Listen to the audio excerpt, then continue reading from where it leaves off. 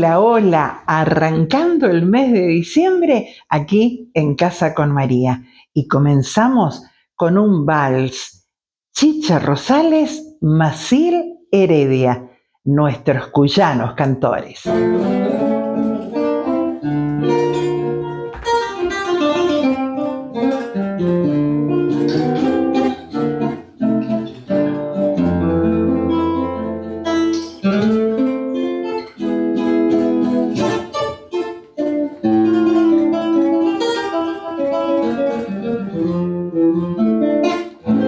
Ayer cuando te vi partir me dije, de todo tienes menos corazón. Y al ver que te perdía en la distancia, pensando me quedé en nuestro amor. ¿A dónde están aquellos juramentos que hicimos juntos una eternidad? El tiempo que perdimos es lo que más siento, te juro que lo siento de verdad. Tendré que empezar de nuevo y ese es el problema, el tiempo va pasando y no hay quien lo detenga. Voy a pensarlo muy bien antes de enamorarme, porque otro desengaño seguro ha de matarme.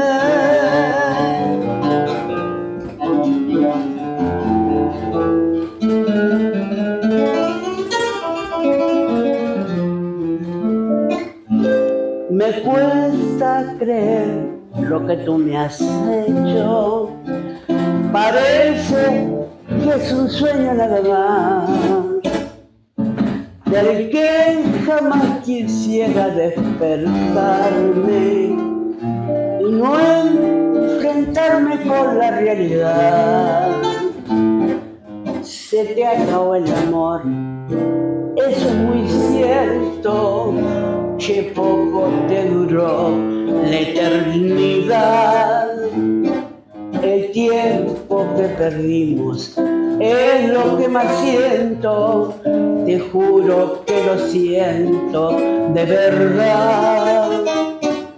Tendré que empezar de nuevo y ese es el problema, el tiempo va pasando y no hay quien lo detenga.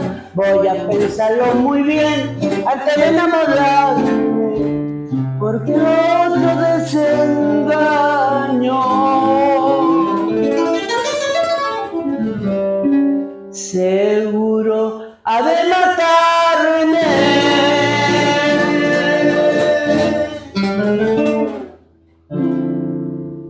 El viernes tuvimos un acto muy especial en el Honorable Consejo Deliberante. Agradecer a su presidente Samuel Barcudi y a su gran equipo que estuvieron allí junto a nosotros trabajando, codo a codo.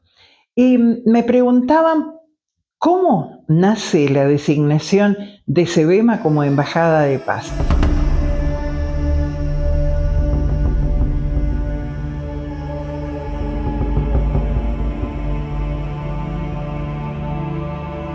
Cuando pensé en rendir un merecido homenaje a nuestros veteranos de Malvinas, no dudé, como embajadora de paz, de comunicarme con nuestra presidente en Buenos Aires, Inés Palomeque.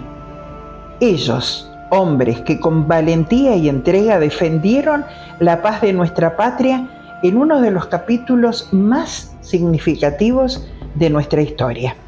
Con este reconocimiento afirmamos que su ejemplo nos inspira y nos une, que cada uno de nosotros sea portador de esa paz que construye, que repara y que invita a un futuro mejor.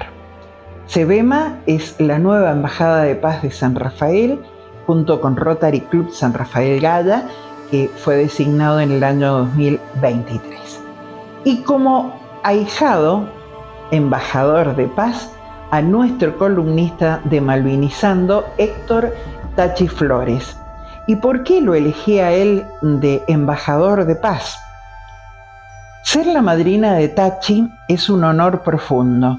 Es abrazar con respeto, escuchar con gratitud y caminar, aunque sea un poquito, junto a él y todos los valientes héroes que nos recuerdan que la paz nace en nuestro corazón. La valentía, la entrega y el amor por la patria son un faro que ilumina mi admiración y mi respeto. Por eso Héctor Tachi Flores es el nuevo embajador de paz junto a mí. Felicitaciones a Sebema y a él por esta nueva designación.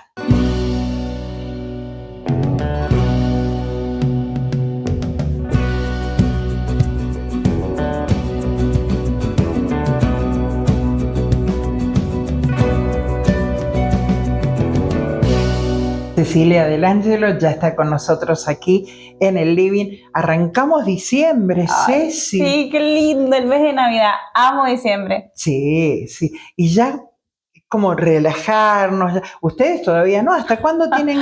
Hasta el 22. ¡Wow! Todavía tienen un ratito. Llevamos el pan dulce, ya compramos con la cena. Y algunas cositas, la garrapiñada, todo ahí para ir celebrando. Ya estamos.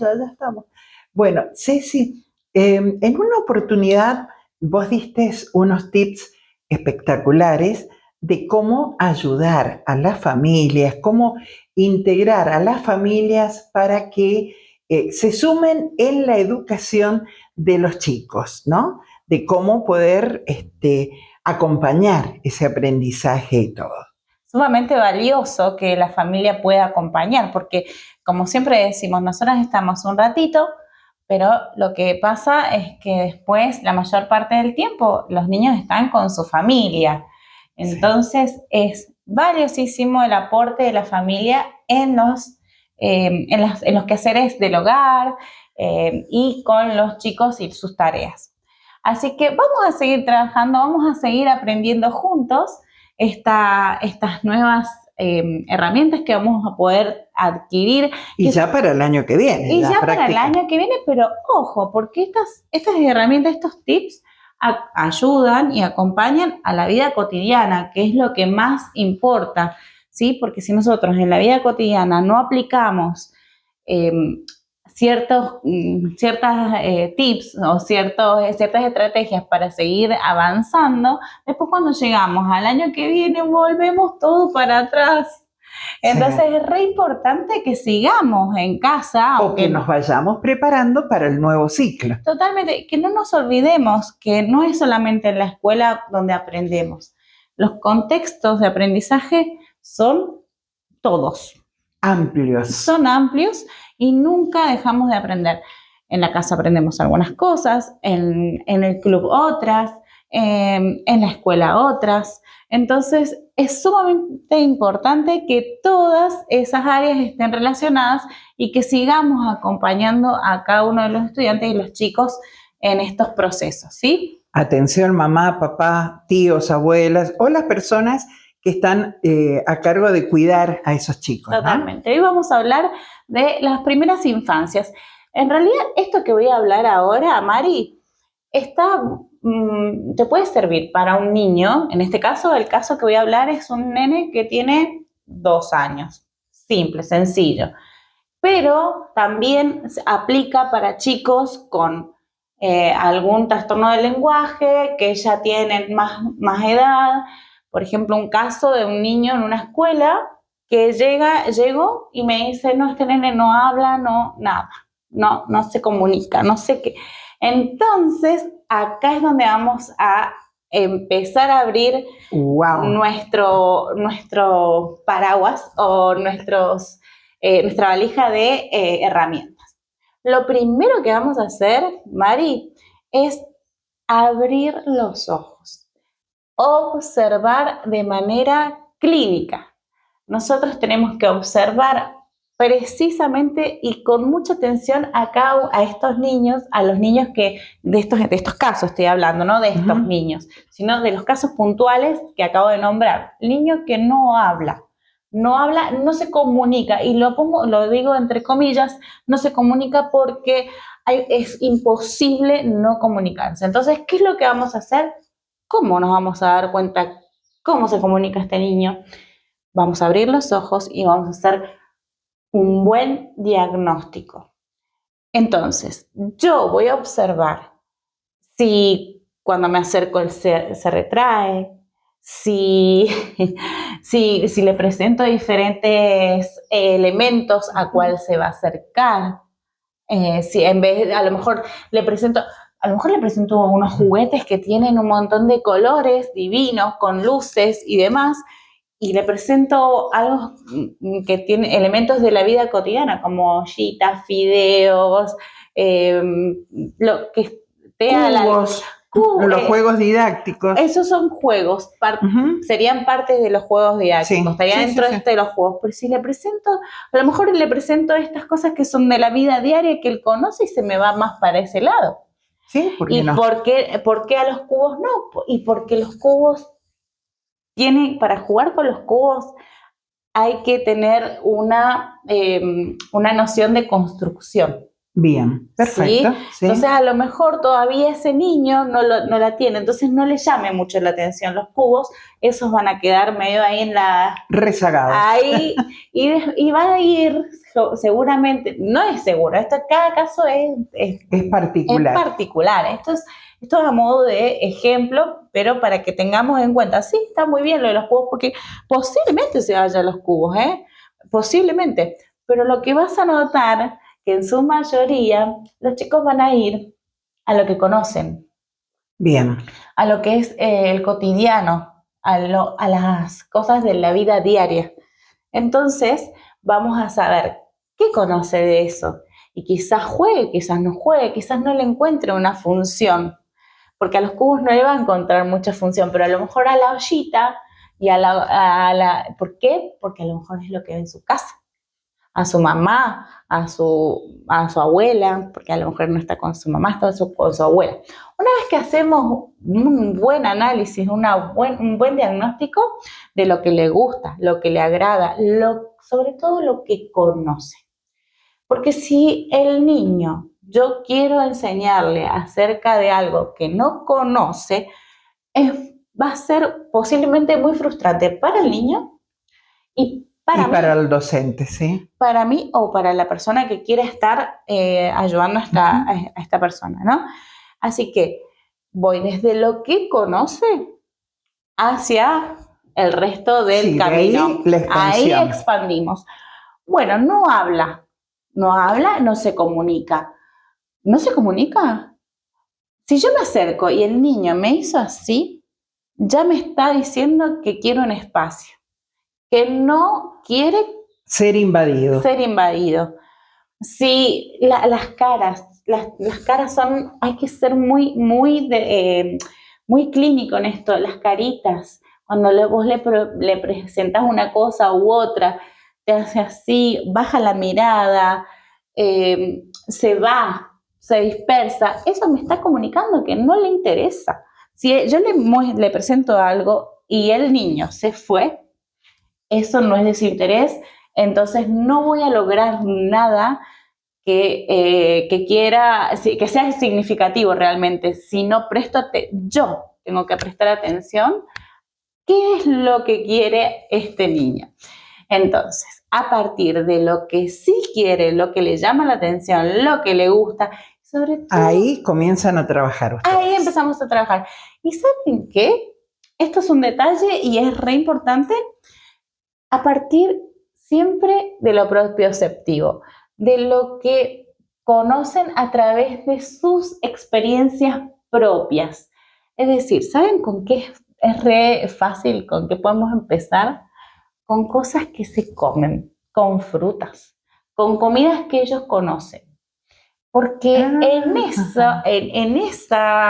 ese contexto están involucrados todos los sentidos. Totalmente. La vista, el olfato, el gusto, el tacto. ¿Sí? Entonces, es muy productivo que nosotros le presentemos algo que a ellos les gusta.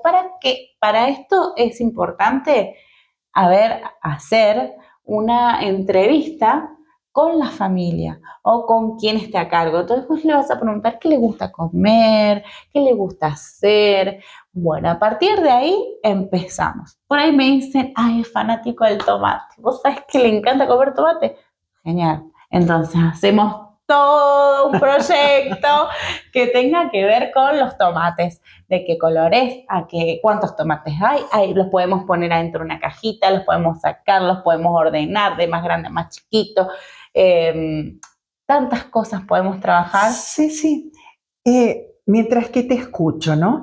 Por allí, el tema actual, que los chicos están tan metidos con el celular, que por allí la mamá está trabajando, el papá trabajando, y para que el nene se quede quieto le dan el celular para que vea juegos, que se divierta.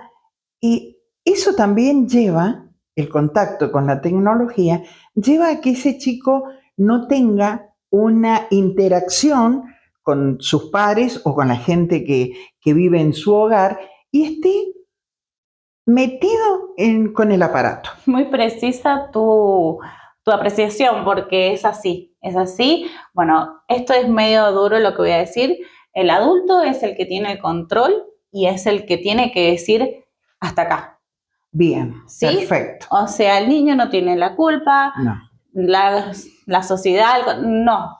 Usted es el responsable de ese menor. Usted es el que tiene el control de decir hasta acá.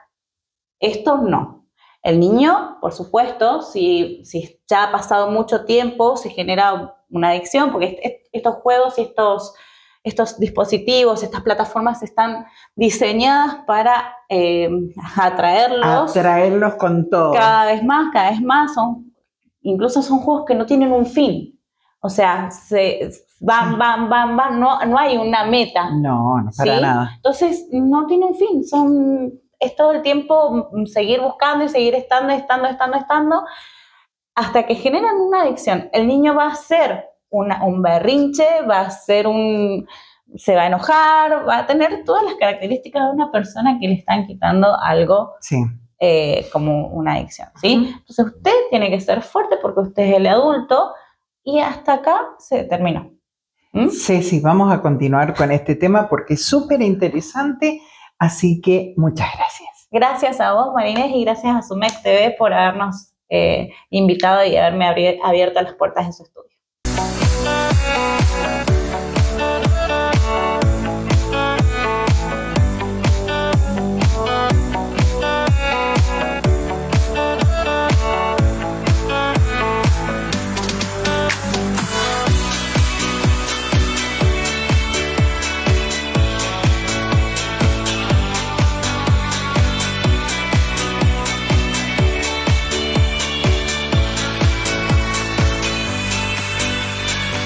Ahora sí, oficialmente mi ahijado. ¿Cómo estás, Tachi? Bienvenido. Muy bien, gracias. Muy bien, muy gracias contento. por venir a la casa de la madrina. Bien, una visita especial. Usted ya es parte de esta familia. Tachi, hoy tenemos la segunda parte con una nota imperdible junto a Carlos Chirino. Sí, en esta segunda parte de la entrevista, una parte para no perdérsela porque es muy emotiva y de algunos pormenores de la gesta de Malvinas, ¿no es cierto? Porque se sabe que estuvimos destinados en el mismo lugar, pero las vivencias durante el naufragio y la llegada a casa no fue de la misma forma a todos los veteranos, ¿no? Así que Carlos va a contar en su particularidad su propia historia. Gracias, Tachi. Vamos a la nota.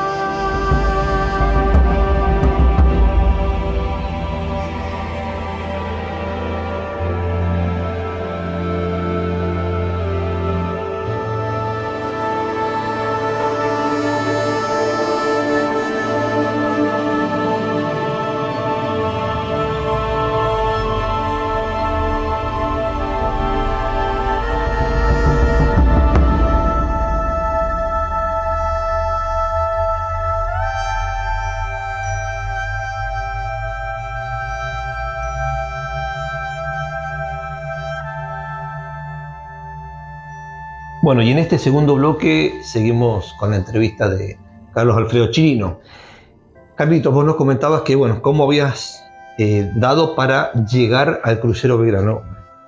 Sabemos que después de haber hecho prácticas y, bueno, tu destino que era tu casa, porque vos, puertas adentro, para nosotros en esas charlas que tenemos de intimidades de la guerra y todo, Carlos nos comentaba que por ser trocista se le llamaba al que no era oriundo de ahí, que vivía en el caso de La Pampa, que no podía ser franco porque el sueldo que les daban a un conscripto era prácticamente la nada misma. Entonces, Carlitos nos comentaba que, por ejemplo, para mí yo no podía salir de Franco, entonces tenía que tratar de pasarla bien dentro del buque. Y bueno, andanzas por doquier, de tratar de esconderse para no hacer alguna cosa y lo sancionaban, pero para eso mismo porque no podía salir Franco. Pero unos días antes del 2 de mayo, te encontrás con la noticia que vamos a la guerra. A todo esto había transcurrido el 2 de abril, se había recuperado la soberanía y estando el buque en dique seco que estaba en reparaciones, pasan unos días y comienza una nueva etapa, una nueva y dura parte de nuestra vida.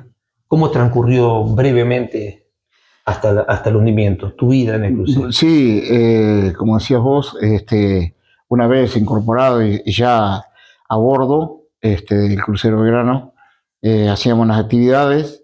O sea, el mes antes estuvimos haciendo en la reparación, pintura, bueno, todo lo que comprende la reparación, ¿no? Distintos puestos de trabajo. Bueno, llegó la orden de que el barco tenía que salir, así que zarpó.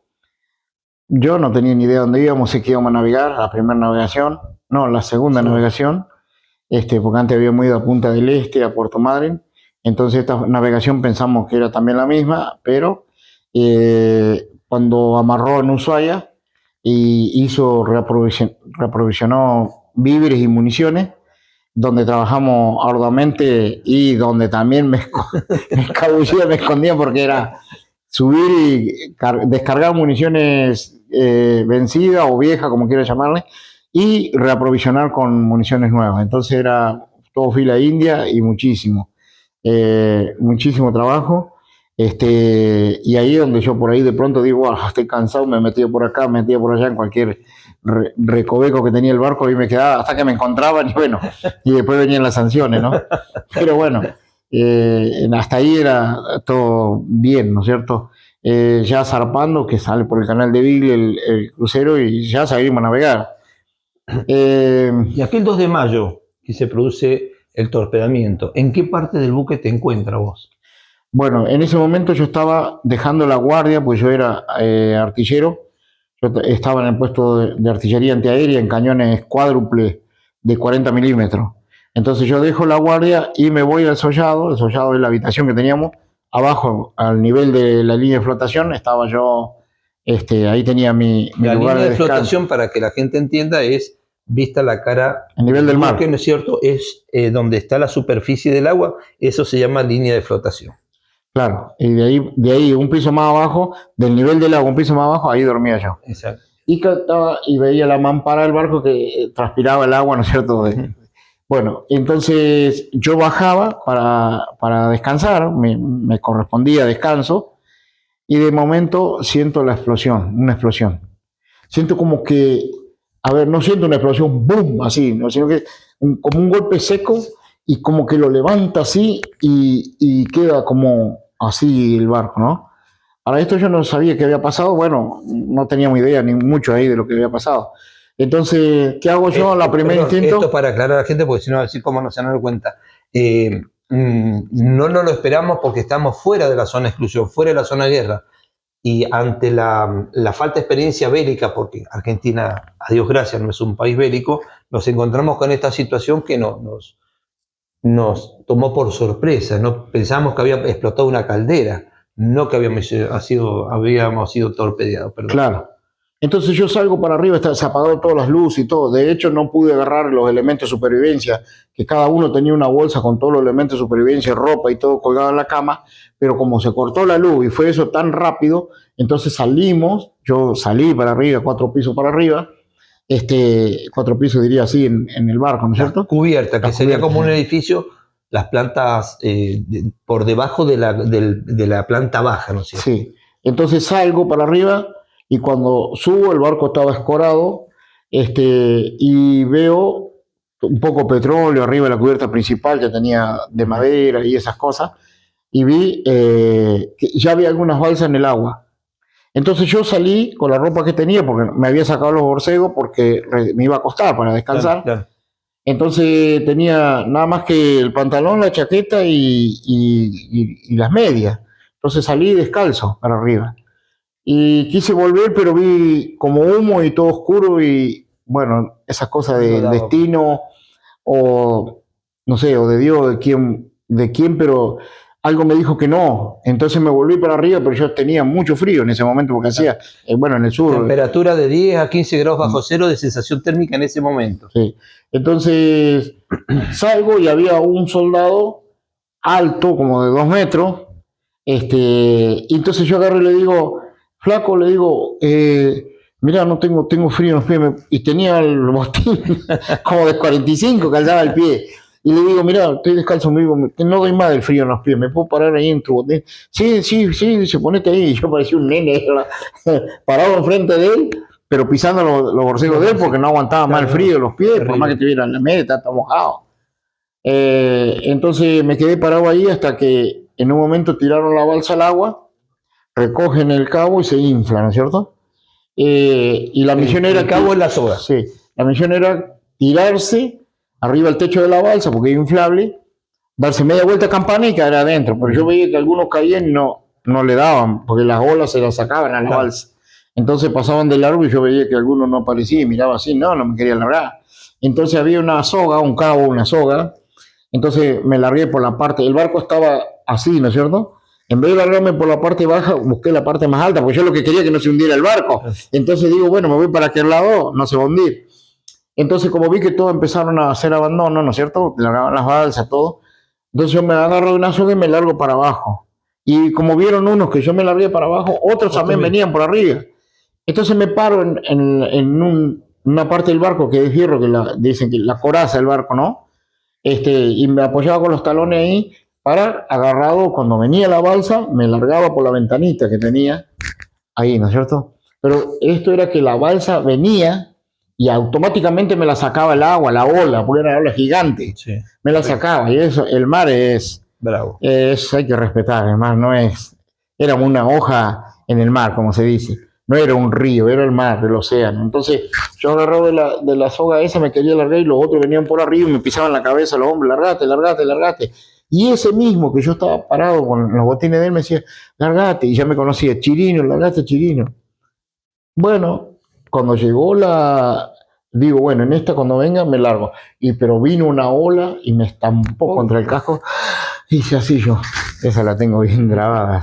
Me pegó, estampó la ola, helada el agua, helada. Y digo, bueno, que resista acá para hasta que venga la balsa. Y la balsa iba y venía. Cuando fue, me preparé porque cuando venía me largué de cabeza, no digo con los ojos cerrados, me largué la cabeza y ya. Cuando me largué por la ventanita y caí adentro de la balsa, dije, acá estoy. Y después miro y éramos 14 ya conmigo adentro. Cortamos la soga y empezamos a remar con los remitos que teníamos, empezamos a remar para alejarlo del barco, porque si nosotros nos quedábamos al lado del barco, el barco se hundía, bueno, también corríamos peligro que los chupara, los succionara. Nos habían instruido a quienes fuimos náufragos y tripulantes del crucero que en caso de hundimiento tratásemos de alejarnos lo más rápido posible, porque en ese hundimiento podía succionar a las balsas y podíamos irnos al fondo junto con mi crucero. Gracias a Dios, según dicen, no cobró ninguna vida el hundimiento del crucero, llevándose consigo alguna balsa. Claro. Bueno, después continúa, ¿no? Porque digamos que la historia, todo el comentario es largo, da para hacer muchísimos programas porque es muy largo todo. Pero bueno, sintetizando, tuve 46 horas hasta que me rescataron. Fue eso el domingo, hasta el martes a las 2 de la tarde me rescataron. Y bueno, la desesperación de las ganas de que uno se lo salvaran, porque cuando vimos los aviones que pasaban y decíamos nosotros, le tiramos las camisetas blancas que teníamos puestas al mar para que los vean. Claro. hacemos señas, tiramos bengalas también, que teníamos bengalas en la bolsa de supervivencia, y adentro de la balsa había y tiramos bengalas, pero los aviones pasaban y no, ninguna señal para nosotros. Nosotros ignorábamos que ellos ya nos habían visto, Claro. porque andaban haciendo reconocimiento, hasta que nos rescatan, ¿no es cierto? Una vez que los rescatan, ya bueno, de ahí pasamos ya al barco, nos dieron chocolate, nos dieron caldos calientes, todo cosas calientes, ¿no? Pero fue tal la gana de vivir que tenía uno que yo, cuando me rescatan, subo al barco y a todos los agarraban, uno de cada lado del hombro, y los llevaban caminando. Yo le digo, no, suélteme, le digo, yo puedo caminar. Y me soltó y me caí. ¿Por qué? Tantas horas Sí. así en cuclillas, no sé, doblado así, es como que tenía, no sé, como un Entumecido, calambre sí, o algo así, entumecido. ¿no? Totalmente entumecido. Bueno, ahí ya empezamos a resucitar de nuevo. ¿Y cómo se produce? Porque, bueno, te rescatan, en fin, terminas el periodo de la conscripción, te volvés a tu pueblo y a partir de ahí, ¿qué? Bueno, cuando llegamos, estuvimos 30 días todavía, a mí me volvieron a redestinar a la base naval Comandante Espora, ahí en Bahía Blanca, y ahí nos dan, después de los 30 días, nos dan licencia por 30 días más. Nos vinimos a la casa, y en esa época no había celulares, no había nada, y para llamar por teléfono era una historia, porque había que meter la moneda, a veces no había línea. Bueno, entonces me vine callado la boca, tomamos el colectivo y nos vinimos. Yo llegué a mi pueblo, a mi ciudad, General Pico, llegamos con otros y yo solito en la terminal, vestido con la ropa marinero, pero para esto ya el diario había dado como que a mí me habían dado por desaparecido con otro más que realmente sí estuvo desaparecido hasta el día de hoy, ¿no es cierto? Él murió ahí en el hundimiento, un primo mío también que estaba ahí. Daniel Lago de Telén, él también murió. Entonces yo llegué y bueno, en la terminal agarro un taxi y me voy para mi casa, pero en mi casa nadie sabía que yo venía. Bueno, cuando Algarabía cuando me vieron que yo me bajé del taxi, y sale mi hermana, una de mis hermanas que hace 2 años falleció, gritó Claro. como, mamá, bien. Eso fue que me derrumbé casi peor que la guerra, porque la emoción fue la que me hizo... Llegás a tu casa y te encontrás con un episodio bravo porque había alguien que no estaba, producto de tu mala información que se había dado, que estabas como desaparecido. Producto de mala información que recibió fue mi mamá, que cuando yo llego a mi casa, mi mamá estaba internada en la clínica. Producto de toda la tristeza y la compensación y ella, bueno, de pronto tenía algo también que le estaba quejando su salud y eso, y bueno, eso lo complicó peor todavía. Y aparte que tenía la noticia que vos estabas desaparecido. Aparte tenía la noticia, ese momento, sí. Y vos Sí. acudís a su visita, ¿no es cierto? Sí, yo voy a la clínica a visitarla, perdón la emoción, pero cuando yo entro a la sala, mi mamá me ve y me dice, Carlos, hijo, y de la emoción murió. En esa sala misma, el mismo día, en la misma sala, años más tarde, muere mi papá. Lo que es la cosa de la vida, ¿no? Por eso siempre Disculpe se por habla la de la emoción, guerra, pero la posguerra nos trató pésimamente mal. Y cada veterano es una historia. Y cada historia no se puede sepultar. Por eso es que hoy, a pesar de que Carlos no sale en ningún medio, no le gusta ir a los actos, porque dice, yo no voy a los actos porque me siento mal, entiendo que ha hecho y te lo agradezco de todo corazón, un gran sacrificio para hoy estar presente, porque nos cuesta, o les cuesta a algunos veteranos hablar. No es mi caso, yo muchas veces me quiebro como en este momento porque son experiencias tercerizadas, pero lo he escuchado a Carlos hablar de todo este tipo de situaciones y bueno, yo le dije, acércate al programa, vamos, porque necesitamos sacar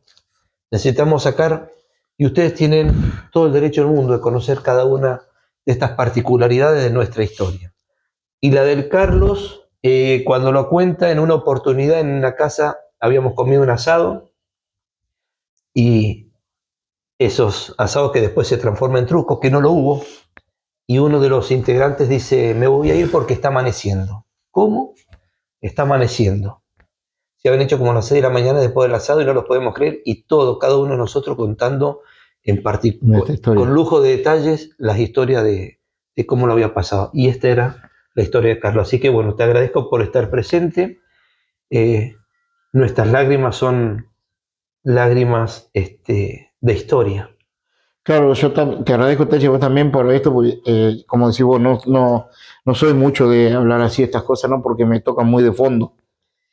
Pero quiero decir que yo creo que me jugaría a decir que el 100% de los veteranos, hoy por hoy, a lo largo de los que estamos vivos, ¿no? Todos estos años que hemos transcurrido, yo creo que es muy difícil y ha sido muy difícil de que esto solamente lo entiende el veterano con el veterano, porque ni la propia familia, ni los propios hijos, ni la propia esposa, ni los hermanos no entienden y no se habla nunca el tema con la familia. No sé por qué, cuál es la causa, no sé, pero no se habla nunca, y los desahogos que tenemos nosotros normalmente son entre nosotros veteranos, que nos juntamos o para charlar o para compartir una cena, un almuerzo, una charla, un café, y solamente entre nosotros que podemos entender, porque nosotros mismos sabemos lo que vivimos, aunque yo no sé lo que vos viviste, aunque estuvimos en el mismo barco.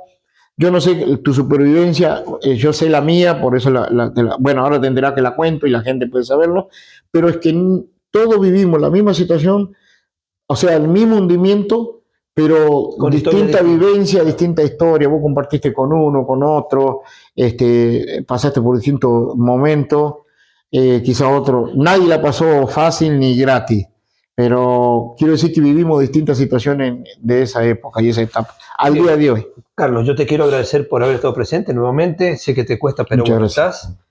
Así que agradecido. Y bueno, nosotros vamos a seguir seguramente con esta unión tan bonita que tenemos los veteranos. Seguramente que nos consideramos hermanos de la vida. Te agradezco mucho por estar acá. Gracias, hermano. En Casa con María. Gracias. Sumex TV. Es un placer estar con vos.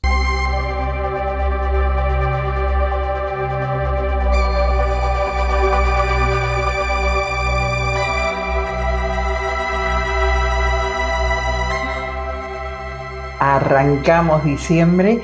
Marina, llegó diciembre. ¿Cómo estás?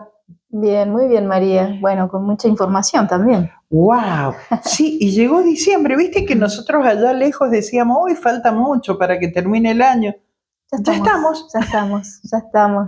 Cuando veníamos hablando sobre el espacio, el tiempo, ¿no? Todo esto que estamos transitando hasta fin de año, hasta el término del calendario. Entonces, bueno, creo que todo va tomando sentido. Ya lo creo. Bueno, y venís con mucha información. Es una información súper valiosa, espero que la puedan aprovechar y la puedan integrar. Cuando hablaba el episodio anterior de toda esta energía, toda esta información de Lemuria Atlántida, bueno, hoy, en la actualidad, en esta era, están todas las reencarnaciones de Lemuria Atlántida. Cuando yo hablo de la misión que tenemos más en este cono del sur, sí, hay mucha información de la misión que está en este lugar del planeta, y creo que en cada compartir que he ido teniendo a lo largo de todo este tiempo, he ido como enfocándome un poquito, ¿no?, a la misión planetaria que traemos, la importancia que tenemos, y poder reconstruirnos, y en el momento también que estamos transitando en nuestro país como sociedad, como comunidad, y también como una humanidad planetaria. Creo que es muy importante, y vamos a hablar un poquito de lo que es la parte social de Argentina en la actualidad, ¿no? En donde todo tiene que ser de un color del otro, sos de Boca o sos de River, no hay matices, y creo que todo el conocimiento gris, ¿no?, esta nueva integración del nuevo ser, nos hace a que tienen que haber más matices, no la conformidad, pero sí la adaptabilidad, porque eso nos hace justamente conectar con la sabiduría interior y original que venimos a transitar. Marina, ¿cómo podemos detectar nosotros, seres humanos, de qué civilización venimos? Bien, esto es sumamente importante. porque la conexión que tuvo Atlántida en la Tierra, ellos se dedicaron y desarrollaron mucho la biotecnología y toda la construcción cuántica. Aflora mucho la energía mental, es la conexión con la mente universal. Y Lemuria es toda una energía elemental de reino, la conservación de la originalidad en la humanidad, en la raza humana y en la Tierra, ¿no? en el planeta. Es la conexión con el corazón. Entonces, justamente estos dos conocimientos que nos vienen a traer hoy es la unificación de la mente y del corazón, ¿sí? Es sentir lo que pienso y pensar lo que siento. Ay, Entonces, qué bonito ese término. Es justamente tener ese equilibrio. Y voy a hablar por una experiencia personal mía, ¿no? Que a lo largo de todo este proceso que he ido haciendo y de los años, siempre vengo hablando desde el primer capítulo, casi la conexión con los elementos, cómo alinearnos a los elementos, a los reinos y demás. Obviamente mi alma tiene más conexión con Lemuria.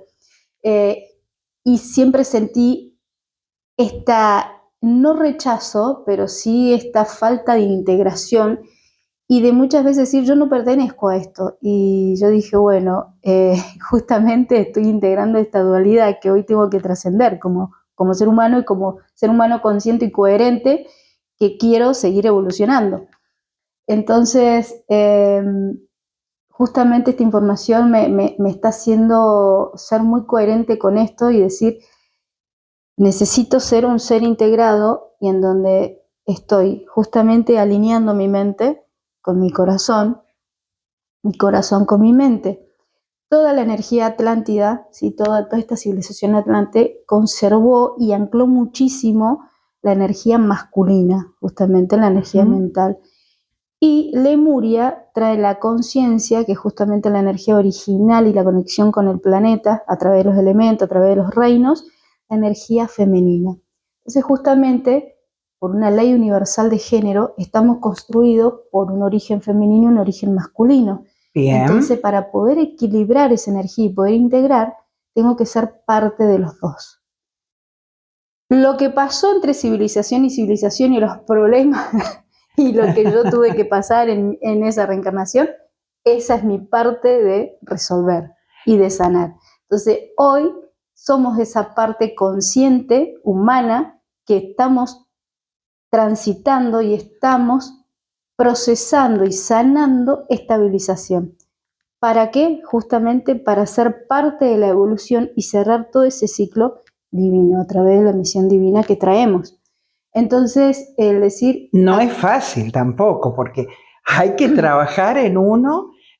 Exacto, es como que hace unos meses o unos capítulos atrás traía la conciencia de la sanación que justamente nos alinea a anclar en el presente el poder sanar y ser coherente con mi proceso en lo actual, ¿no? En lo que me rodea, en mi familia. Y hoy es como que vamos un poquito más profundo, un poquito más adentro y saber de dónde están las heridas originales. Porque no solamente en la familia, en todo tu entorno, en el lugar, el aquí y ahora, de dónde estás y qué función estás cumpliendo. Exacto, entonces como yo siempre digo, hacemos como este proceso de boomerang, ¿no? Es decir, el todo o nada y el nada y el todo. Entonces, de irnos a esto tan acá, coherente de lo que me rodea y poder llegar a esta civilización primarias que estuvieron en el planeta y que son parte de ese origen y yo soy parte de eso, ¿sí? No nos olvidemos que la raza humana viene de muchas reencarnaciones y cambiando de plano para poder lograr el punto más cimático, por decir así, ¿no? Y que nunca llegamos, explosivo, que es la evolución, entonces seguir evolucionando. Y ahí en donde literalmente decimos, bueno, ¿y dónde estamos parados? Y estamos parando justamente en esa transversalidad de la dualidad, en donde si es rojo o sos negro, o si sos de tal equipo, y hoy está pasando actualmente, ¿no? Como que la sociedad está muy dividida en esto. Y vamos a decir, sos de Boca, sos River, o sos Atlante, o sos Lemuriano. No, somos los dos. Y esa es la trascendencia que nosotros traemos y que tenemos que lograr a través de esta parte evolutiva que estamos transitando, es justamente poder integrar y saber de que necesito lo femenino, necesito lo masculino. ¿Qué es lo que sucede en Lemuria? Va a decir, bueno, la conexión con los elementos. Lemuria necesita ese empoderamiento que justamente tiene el Atlante, y el Atlante con su energía masculina necesita conectar con el sentir, que es justamente la parte amorosa que nos ancla en el presente, que es lo que queremos lograr, el cielo en la tierra. Entonces es totalmente esta parte de integración entre las dos y saber que somos y que pertenecemos, somos y pertenecemos. Entonces, bueno, ahí en donde hablamos de una herida que venimos justamente a transitar y a sanar desde tiempos originarios de la humanidad, de los primeros seres que anclaron. Entonces creo que Marina, me fui un poquito más a lo profundo. Sí, Marina, en la historia y a través de todos los estudios que se hacen, ¿se pudo saber alguna vez cuántas reencarnaciones puede tener un ser humano? ¿O eso nunca se estudió ni nunca se supo? Sí, yo creo que a través de las diferentes herramientas que hoy hay, bueno, siempre estuvieron, pero hoy hay muchísimas más variedad, y a través de las regresiones y demás, cuando las personas se introducen en estas terapias, como que van reconociendo. El ser humano, por ser un alma vieja, es porque trae mucho conocimiento y va recordando a través de muchas vidas, ¿sí? A través de muchos planos, el reconocimiento. Y están las almas nuevas, que son almas que vienen con poquitas reencarnaciones. Entonces, pero sí, se puede decir que un ser humano puede traer como más de 100 reencarnaciones, más, miles. Hoy está sucediendo que como estamos transitando a un nivel mucho más rápido, evolutivo, hay seres, y esto está pasando por una cuestión humanitaria, por lo que estamos transitando y lo que vamos a ir transitando. Muchos seres se están desencarnando para ya literalmente poder encarnar en quinta dimensión, porque estamos haciendo ese tránsito. Entonces, hoy las reencarnaciones, antes se podía reencarnar cada 100, 200 años. Entonces tenemos el reconocimiento de haber estado en Egipto, en la época de Jesús, en Roma, y ahí en donde vamos introduciendo toda nuestra genética, ¿no?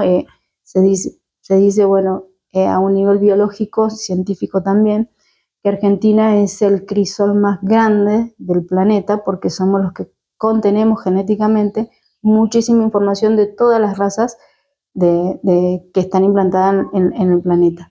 Entonces, es mucha la información que traemos adentro de nosotros a través de nuestro ADN. Me fui un poquito del tema. No, está perfecto, y está bueno que lo... Volviendo a la reencarnación, para poder cerrar, antes se reencarnaba cada 100, 200 años, entonces traíamos ese reconocimiento, y hoy no, las reencarnaciones pueden suceder en cada 20, 30 años, Bien. Porque el proceso evolutivo se está acelerando. Hoy podemos tener en la actualidad la información de niños y tengo un caso propio en donde he hecho a personas regresiones, no voy a dar nombre ni nada, pero que hoy están explorando, y fueron seres que estuvieron en la guerra de Malvinas, que fueron soldados, y se identifican, hacen una regresión, vuelven y dicen sí, y ellos nacieron después de la guerra. Entonces el proceso se acelera porque nosotros como humanos también estamos acelerando a un nivel cuántico este proceso evolutivo y de reconocimiento. Es muy interesante. Muy, muy interesante, pero final de nuestro bloque por hoy. Gracias, Marina. Gracias a vos, María.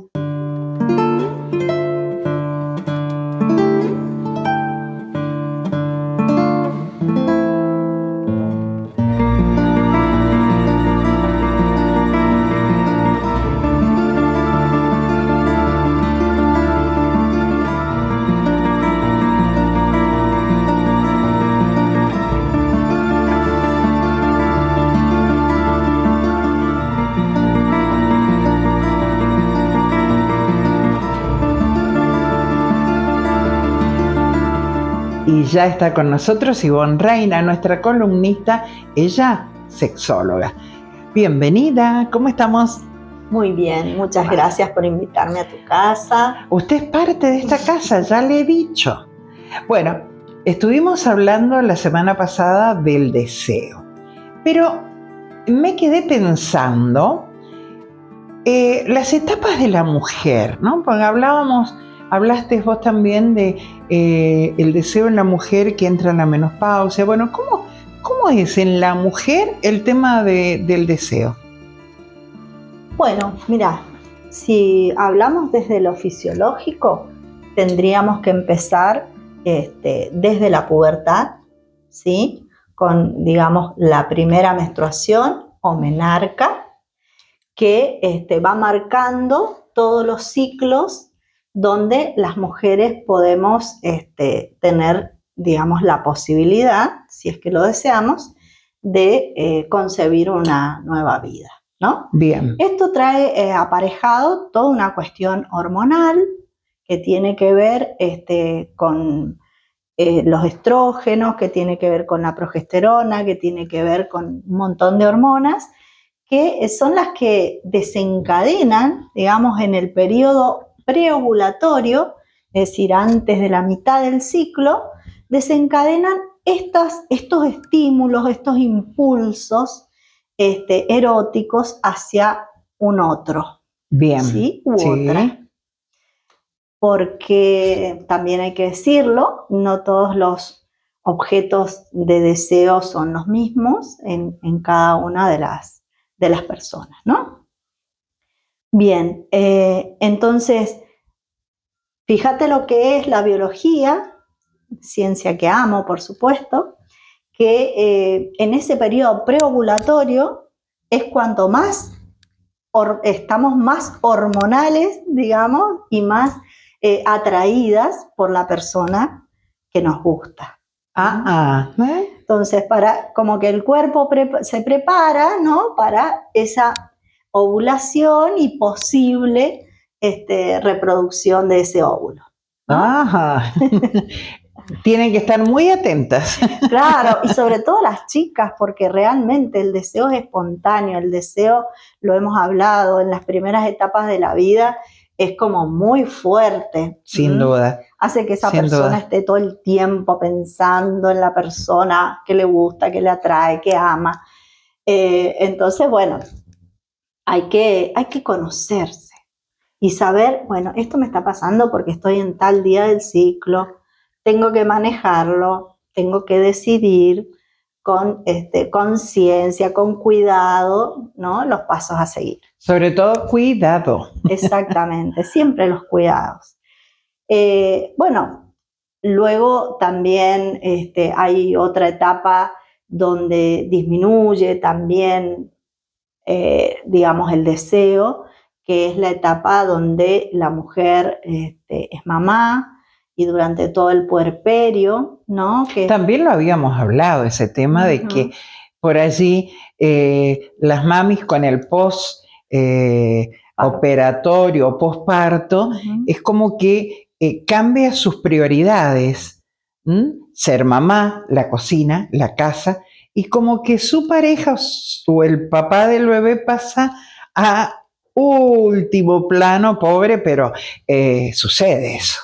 Claro, es que, viste, hemos hablado también de la producción de oxitocina que se genera con el bebé, esta hormona del apego, ¿no? Y es una unión, digamos, muy fuerte la del bebé y su mamá. Sin duda. Entonces, no es que la mujer quiera desplazar al varón, sino que está como subsumida en esa realidad, ¿no? Y por allí entra también el cuadro psicológico, que se siente tal vez ella que no tiene tiempo, que está descuidando a su pareja, que bueno, es toda una nueva vida cuando se es madre. Seguramente. El aspecto psicológico, muchas veces se producen depresiones posparto y toda una serie de cuestiones que desencadena la maternidad, que muchas veces está muy romantizada y en realidad es una tarea, digamos, compleja,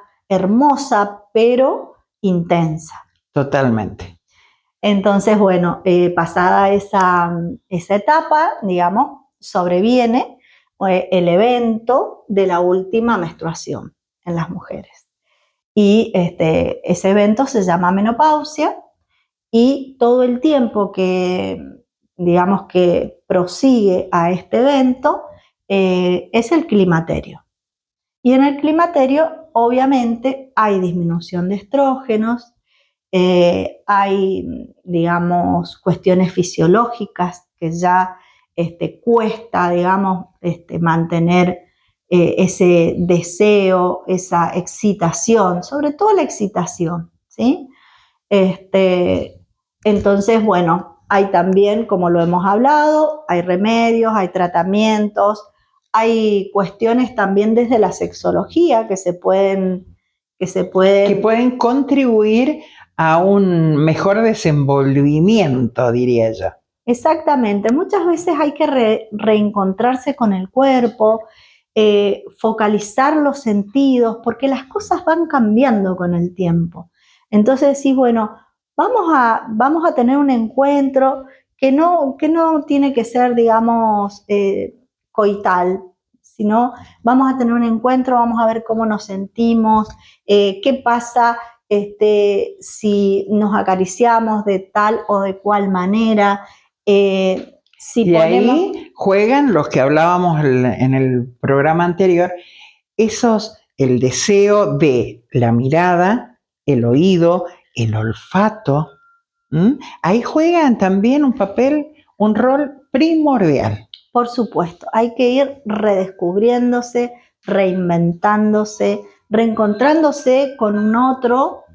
Ni te digo cuando sobreviene, digamos, la época de, digamos, que no trabajamos activamente todo el tiempo, sino que estamos más tiempo en casa con nuestra pareja. Tenemos que empezar a redescubrirnos nuevamente, porque la vida anterior nos ha llevado por distintos caminos Pero créanme que por más que estés transitando vos, abuela, abuelo, la etapa de la tercera edad o cuarta edad, el deseo puede estar y debe estar. Por supuesto, el deseo es motor, es motivador, te impulsa, el deseo en general, ¿no? Deseo de tener proyectos, deseo de arreglarme, deseo de viajar, de viajar, de comunicarme con un otro. O sea, el deseo tiene que estar porque es el motor de nuestra vida. Y la cuestión de piel, puedes tener vos, abuela, 80, 90 años y por ahí aparece el amor, ¿quién te dice? Y hay que atenderlo. Hay que atenderlo, por supuesto. El amor hay que atenderlo siempre. Sí. Eso es fundamental. Y bueno, para la mujer en sí, como vos bien lo aclaraste, tanto la mujer como el hombre, hay hoy por hoy terapias, hay elementos que seguramente te hacen consulta a vos como sexóloga para poder llegar a un buen encuentro con esa persona que uno está deseando. Exactamente. Hay, por ejemplo, algunas herramientas que tenemos, por ejemplo, algunos cuestionarios que hacemos a las parejas para ver cuál es su grado de satisfacción en las distintas áreas de su relación, incluyendo, por supuesto, la parte sexual. Bien. Entonces es un espacio donde por ahí se pueden decir cosas, donde se pueden intercambiar opiniones, experiencias, desmitificar un montón de cosas, también dar información. A veces dar información trae mucha tranquilidad a las personas. Bien. ¿Sí? Porque piensan que no es normal tal cosa. Y no, o sea, hay que naturalizar todo lo que nos hace bien. Obviamente, el límite es ese, ¿no? Podemos hacer como adultos lo que nosotros deseemos, pero siempre y cuando que nos haga bien a nosotros y a la otra persona. Claro que sí. Gracias, Ivonne. No, gracias a ustedes. Final de nuestro encuentro de hoy. El jueves nos reencontramos a través de SUMEC TV, aquí en Casa con María.